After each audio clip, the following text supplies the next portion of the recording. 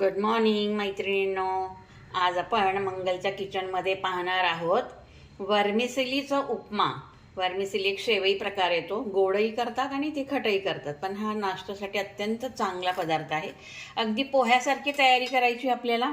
त्यासाठी आपण कांदा, मिरची, टोमॅटो, कोथिंबीर, लिंबू असं व्यवस्थित कट करून घ्यायचं आहे. अगदी थोडासा वटाणा घ्यायचा आहे, शेंगदाणे घ्यायचे आहेत आणि ही वर्मिसेली आपल्याला अशी भाजून घ्यायची आणि मग करायची आहे आपल्याला फोडणीची तयारी. फोडणीची तयारी करताना आपण पॅनमध्ये अगदी थोडंसं पोह्याचं 2 चमचे एवढं तेल घेणार आहोत. आपण रेसिपी करतो तेव्हा ती खूप कमी तेलात नेहमीच करत असतो, आपण खूप जास्त तेलामध्ये करत नाही. एका पॅनमध्ये तेल गरम करून घेतलेले आहे आपण.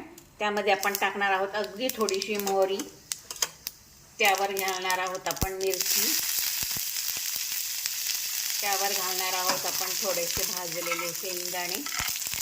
एका बाजूला ते पण छान रोस्ट होतील.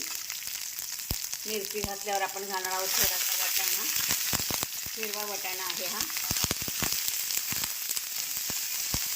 सुरुवातीला त्यावर आपण ठेवूया झाकण.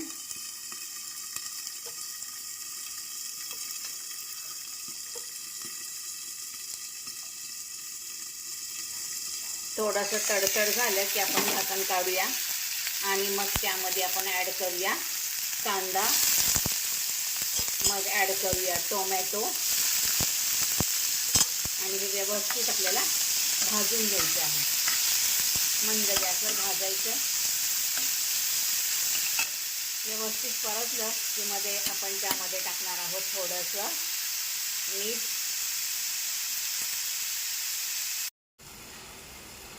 आपला कांदा, टोमॅटो, वटाणा छान परतून झाला आहे हे बघायचं आपल्याला.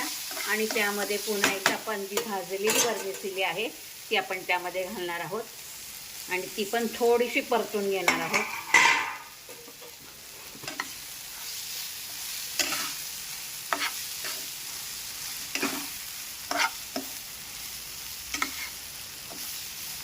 छान परतून घ्यायची आपण ती कांदा, टोमॅटो जे आपण टाकलेले मिश्रण त्यामध्ये.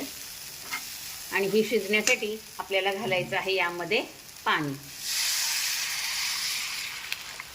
आपल्याला याच्यामध्ये 1.5 ग्लास पाणी घालावं लागणार आहे आणि हे आपण झाकून 5 मिनिटं शिजवणार आहोत.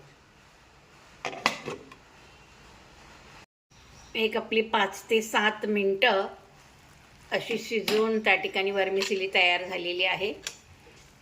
बघा अशी शिजली पाहिजे छानपैकी. अत्यंत सुंदर शिजली आहे ती. आणि मग यावर आपण घालणार आहोत थोडीशी कापलेली कोथिंबीर आणि पिळणार आहोत लिंबू आणि हे मिक्स करणार आहोत.